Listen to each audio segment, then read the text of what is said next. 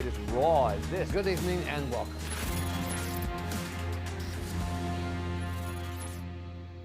Jeffrey, let me ask you, if you were the defense attorney right now, what are some of the things going through your mind?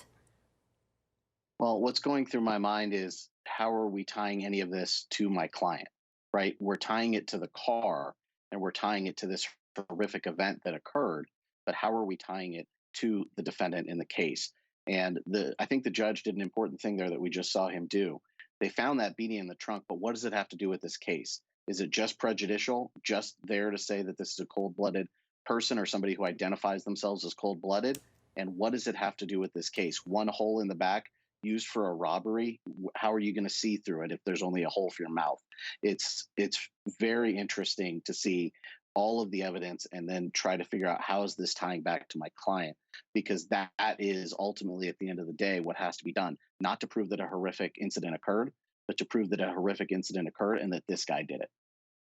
All right, let's bring in Jeff. When looking at both sides of the testimony here, who utilized this witness better, in your opinion? Well, I think they both utilized it well, because what you have is the prosecution laying out all of the suspicious things that were going on during this interaction with her.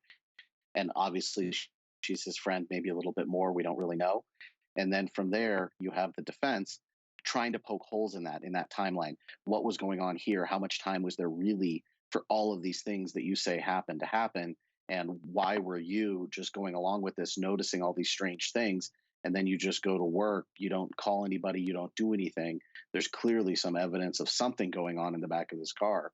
You did nothing about it. You gave him a key to your house. You went home to him. And so maybe she doesn't have as clean of hands as she would say she does, because the timeline from what the defense is doing is certainly a little suspect. If there's only 45 minutes to play with, it doesn't leave much time to commute back and forth. And so I think that that's what the defense was doing. And obviously the prosecution bringing in one of his own friends to use his own words of there was blood on it against him certainly helps the prosecution. So I think it plays both ways. Yeah, I was going to say that, bringing in a friend of the defendants to see how that plays out. All right, you guys, so we have to take a quick break, but stay tuned for more discussion on this trial and more when we come back.